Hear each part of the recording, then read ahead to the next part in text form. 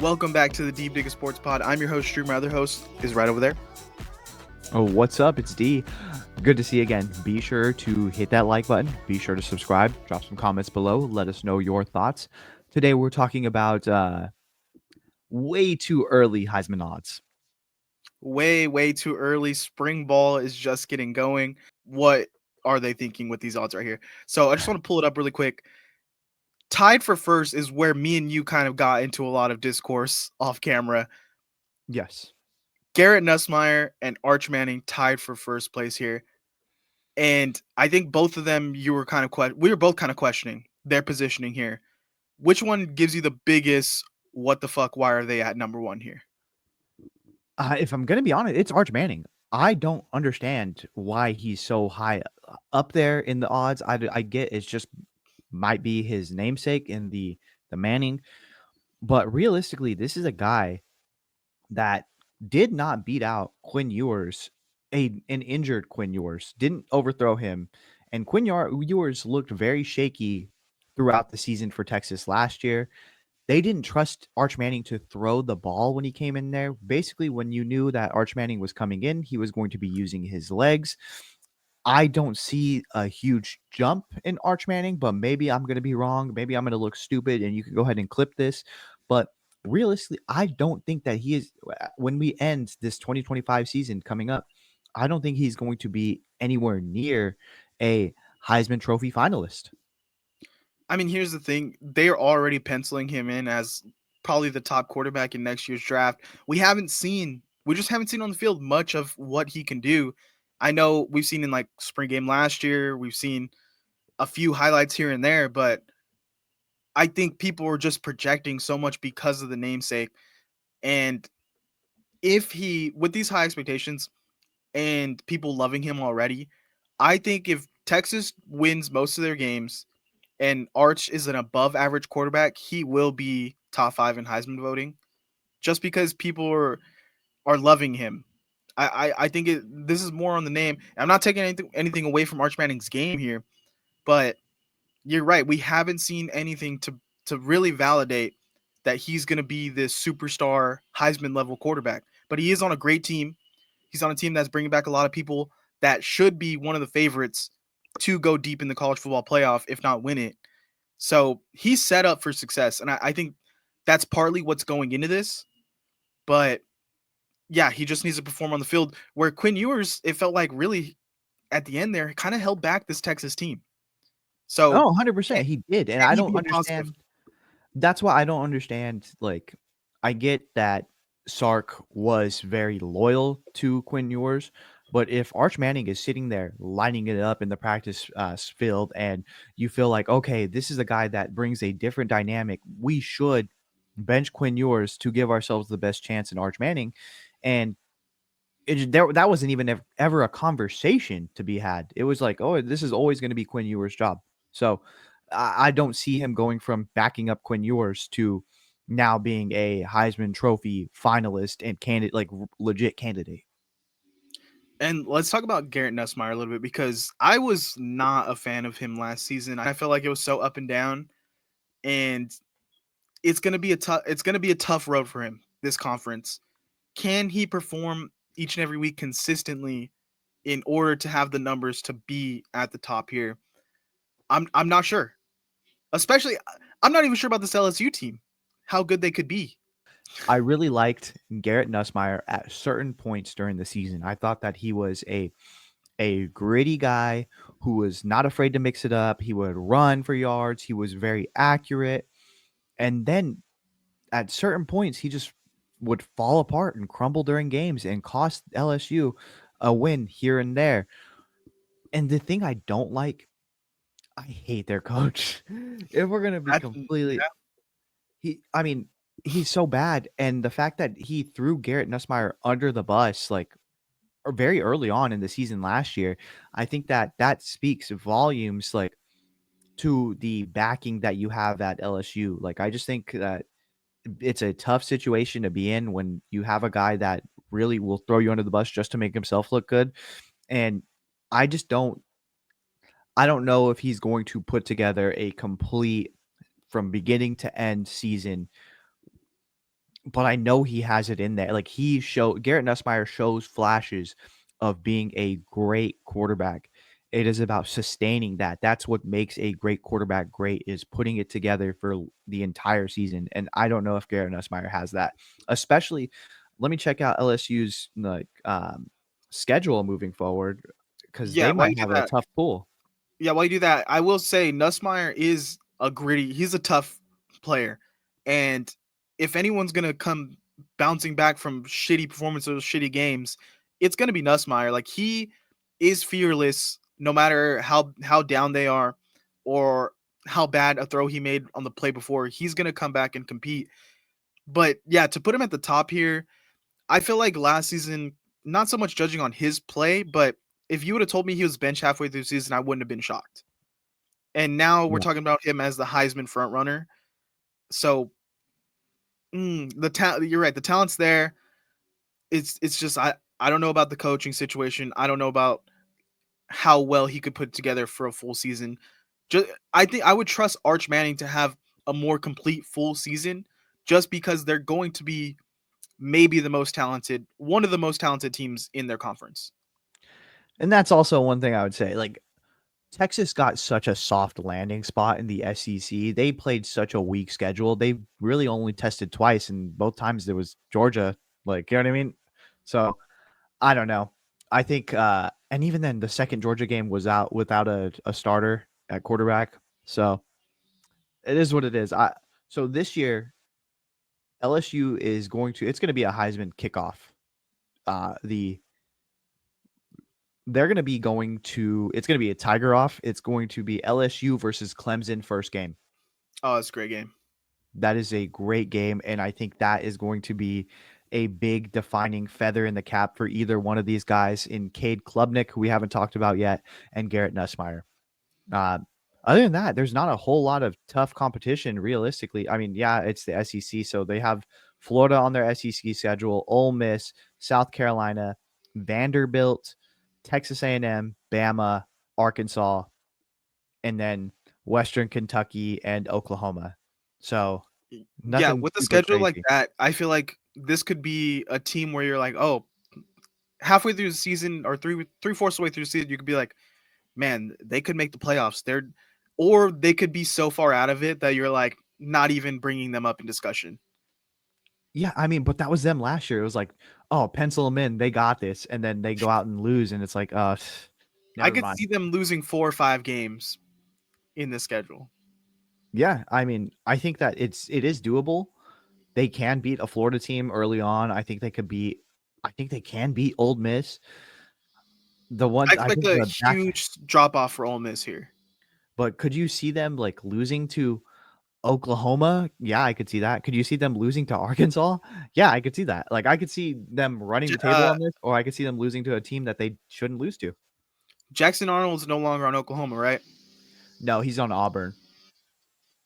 Okay, yeah, I could see them losing to Oklahoma. Damn. But I yeah, mean, yeah, let's go. that's Kate I was Klubnik. gonna move. Yep. So this is a guy that I mean, if you're a gambling man, plus 1,000 for Kate Klubnik right now.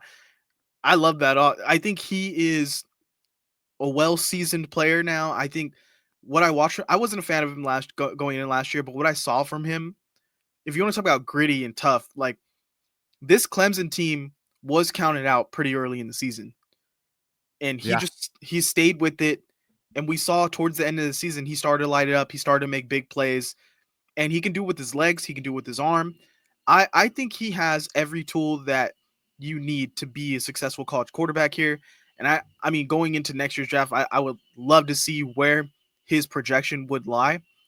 But I think this guy has everything going for him, especially here's the key.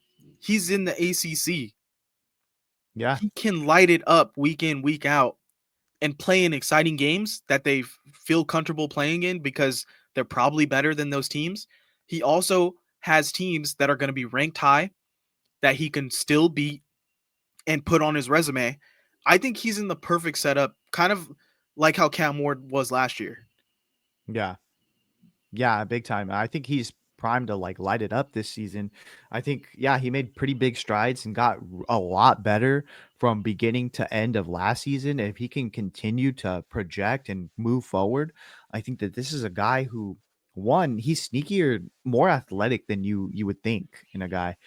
And watching him, I think that some defenses were like, "Oh yeah, I just kind of forgot about him. We're covering man, and he just leaks out there and gets you some yardage." I also think that the one thing is Clemson needs more weapons. They needed more weapons when it came to just certain games in their season last year. They lost a shootout with Louisville, where it looked like they just couldn't keep up. I think that if they can continue to build out, or what they have at receiver gets better, I think Cade Klubnik is a. I think that's very, very good odds for a guy that realistically could fly under the radar in the ACC. And you look up and you're like, dang, look at these stats. This is crazy. We have to give it to him. Yeah, I think with the weapons conversation, last year the guys they recruited just didn't work out. I the thing is they knew going into this recruiting season they had to get weapons, so they only need one or two of these guys to pop. I know they're not hitting the portal, but one or two of these guys on the roster has to pop and give them some motion on the outside. If they could just get some consistency out of these guys, we saw what Cade can do with basically no weapons on the outside here. So if one or two of these guys can step up and be a more consistent target for him, then now the sky's the limit for this Clemson team with Cade Klubnik. But I think if you're So, looking at it last year, especially with Jackson Dart, who had all the tools in the world, would like just crumble at the end of these games. Cade Klubnik with not as many weapons was winning games and looking really good at the end of games by putting the team on his back. So if he has a little bit more help, I could see him really tearing it up this year. and I think his schedule really benefits him this year going into it. Yeah, they have a tough game against LSU to start the season, but honestly, that's a feather in the cap game, as I said before. If he beats him and then goes on to play Troy and then Georgia Tech, Syracuse, UNC, Boston College, SMU, Duke, Florida State, Louisville shootout. All right, this 3-game stretch I think is pretty awesome for him. The last 3 games of the season, it's Louisville in a rematch where they had a shootout last year. Then he goes to they are going to host Furman in the second to last game, and then they are taking on South Carolina. Oh yeah. So that's prime for him to redeem himself from Louisville last year, go out and light it up against a weak Furman team, and then go out and beat his rival in South Carolina, who may be a playoff team as well. That is a 3-game stretch that I think could solidify him as the Heisman favorite. And the resume pieces are there. If he beats two SEC schools, if he beats Louisville, if he beats another Heisman candidate and Nussmeier, like if he beats SMU, who's probably going to be ranked, there the resume is there, and I think they would have to win the ACC also, because if you fall behind in that, there's no way you could be like, oh yeah, Cade Klubnik. Yeah. They would have to be a dominant ACC school, which I think they could probably pretty easily be. They are the most talented, I think. No disrespect to SMU, but yeah, the everything is lining up, I think, for Cade Klubnik this season. There is a very, very clear path. I think he just has to go out and execute. I think hopefully, again, the weapons step their game up this year. I mean, did you want to talk Jeremiah Smith plus 1,200 here? I think that's pretty it's pretty good. I mean, we've seen this guy was a boy among or yeah, a men amongst boys last year. I don't know what approach that Ryan Day is going to take with this offense. We've seen last year that they're like, we're fine with just running the rock and getting as throwing the ball when we need to, picking and choosing our spots because we understand we're going to have a long season. Are they going to take that approach again this year? Because hey, we know that's what got us to a national championship and took us over. So we're going to rinse and repeat. Or are they going to be like, hey, you know what? We have this guy. Let's just keep throwing the ball. Let's just spam it to Jeremiah Smith and get him the Heisman. I would think it's going to be the rinse, tried and true, repeat. But I mean, that's just me. So I think that they're going to run the rock early. I think that they're going to be like, hey, We did this last year. It's a formula that works for us. Let's just keep it moving. Let's get our wins. Let's not nobody's here for me. It's going to be for the team. Yeah, I mean, the thing is, it's kind of a quarterback award to lose. Yeah. I think this definitely could be a season where we see a lot of these top quarterbacks kind of plateau halfway through the season. The stats aren't there because a lot of these guys, I don't know how much they're going to light up the stat sheet. I Yeah. know we talked about Kate Klubnik has the schedule where he could, but they could just be, winning games and him not putting up 5 touchdowns a game. Yeah. So if that happens, there's guys, Jeremiah Smith, Ryan Williams at Bama. There's guys out there, Bryce Love, who could have a big year that I think could start to steal some of the spotlight away. Because I mean, think about it. Last year we had Ashton Genty and Travis Hunter, two non-quarterbacks, lighting up the stat sheets and getting noticed. So they're positioned right now for, I think, the quarterbacks to do really well this year and be at the top of this list. But they got to perform. And if it all comes down to the quarterbacks putting up numbers or not, I think even if Jeremiah Smith has a great year, if one of these quarterbacks pops, there's no way they could give it to him. Yeah. That's true. All right, let's look a little bit more down this list because I mean we're talking Oregon here potentially now where Nico was Dan Lanning was hoping to get Nico over there, but Dante Moore is on this list at 5. Julian Sain at Ohio State. Drew Aller is an interesting one here as well. I don't think he's going to put up enough numbers to be in the Heisman conversation. I think this is a bit high for him on the list. I think so as well. I'm down on Drew Aller this season. I cannot keep riding with my guy and him letting me down. So I'm going to take a big step back off of Drew Aller. Like, I think coming into last season, it was like, hey, I know everyone was shitting on Drew Aller, but realistically, he lost to Michigan and Ohio State. Those were two teams that were really national championship competition. But I mean, he looked great in everything else. And then you go to this season at the end of like he looks pretty good. He has a scare against USC, but realistically, for the most part, he looked great. And then you get to games that matter, and it's where is Drew Aller? Like where's this guy that we've seen the rest of the season? So I'm gonna go ahead and take a big step back from Drew Aller. I think Dante Moore is a sneaky dark horse in this. I mean, we've seen what Dylan Gabriel did in one season with Oregon last year. Dante Moore stepping in, a sophomore, transferring out of UCLA. Uh, he's pretty big. He's got a lot of different throws that he can make. We'll see if that is going to be continued success. If we move down this list, the guys, I think the next three guys are more interesting to me. Yeah, Lenore Sellers, Carson Beck, and DJ Lagway. these are the 3 dark horses that I'm like they could very easily jump a lot of these guys in the list pretty quickly.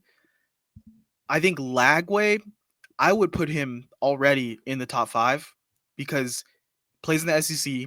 He makes explosive plays. I think he is going to be exciting. And if you want to talk about building a resume and having Heisman moments, I think Lagway and Sellers are kind of the guys that would leave more memorable moments in your mind. And they're so explosive that they could put up big numbers in a lot of games. And also, the teams aren't like dominant where they're going to just blow out teams. It's going to be shootouts every other week with these teams. Yeah, I mean, honestly, and DJ Lagway had kind of a not a perfect runway season because obviously Florida really struggled in the beginning. He didn't get to play. Then he steps in, he gets injured. They, have a game without him.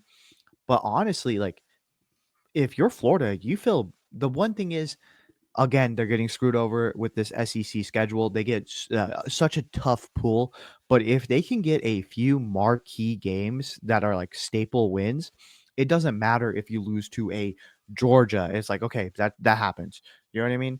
So I feel pretty good about that. And man, I mean, I think that DJ Lagway has so much talent. It's just going to be can they get enough wins to make him competitive in the Heisman odds? The one that I'm like very, very intrigued by is Carson Beck. Carson Beck was the reason he came back last year was he said, I have three goals. One is to win the SEC, two is to win the Heisman, and three is to get drafted number one. None of those happened. And so he transfers out of there. He goes to Miami. He is already a Miami guy through and through. He gets caught cheating on his girl while on vacation with his girl. He gets his Lambo stolen while in Miami. Like he is doing it up. But not only that, I mean, we just seen what Cam Ward did at Miami and what he was able to do against the ACC. He is not facing the SEC anymore. He is facing teams through in and throughout that aren't that great on defense, that he can light it up, that he just seen what they're able to do with that Miami offense. I think he is going to go down there and just be a man amongst boys. I think he's going to light it up down there. I see. I'm on the opposite end here. I think Carson Beck is just gonna have kind of a middle of the pack season here. I, Here's the thing: Miami. Say what you will. Oh yeah, Cam Ward had an amazing season. They struggled to win games. They got so many. I wouldn't say lucky calls, but so many bounces went their way for them to have such a great season. And Cam Ward had to pull shit out of thin air at end of games to put up numbers to get them a certain wins. And then when we saw at the end there, they just weren't that good. Carson Beck is a huge talent drop off from Cam Ward. I don't think it's night and day. I don't think he's nearly as good as Cam Ward, and so I don't see this being a great Miami team. I mean, I could be completely wrong here, but I think this is going to be more of a middle of the road Miami team. I don't think it's going to win enough games for him to be in consideration. I don't see him lining up. I mean, Restrepo's gone. Say what you will about him as a NFL prospect, but he was a dominant college receiver. So who's going to step up in that position? I don't know. I'm not as high on Carson Beck. Honestly, their two toughest games are going to be weeks 1 and week 3. It's Notre Dame week 1, and then oh no, their fourth game is against Florida. I Other mean, than that, they don't those are have two L's. much competition. Yeah, Those but are two it's L's. early in the season that you could bounce back. So after that, They should have lost to Cal last season with Cam Ward. but they didn't. And I just think that if you watched Miami last year, they just completely didn't play football during long stretches of games. Like that was the knock on them the entire time. They didn't play offense. They also didn't play defense for long stretches of games, and then they pulled it out of nowhere. I don't think that's going to happen again this year. I have to have faith that Mario Cristobal fixes what was wrong. And I mean, say what you want. I think it is leadership at the top when it comes to a guy like Cam Ward who's like, okay, we will pull it out at the end. Don't worry, I got us. That tends to trickle down the rest of the program. And so now that's not there. Now you have a guy in Carson Beck who really he was projected as the 1-1 pick before the season last year. You don't think that he wants to put on a show and show that he is that guy still, that he has a glimpse of being a first round quarterback? He wants to show that so bad. And when guys have money on the table, that is when you want to bet on them because that is when they're going to perform their best. I feel like he is going to go in there and light it up. Well, we'll see. I mean, we're probably going to do another Heisman list once it gets really close to the season. We start to see where all these transfers shake out because Nico's going to be another conversation in this. But you guys let us know in the comments how you feel about it. Who do you think is going to win the Heisman? And we'll see you next time. Like, comment, subscribe, all that good stuff. Later. See you.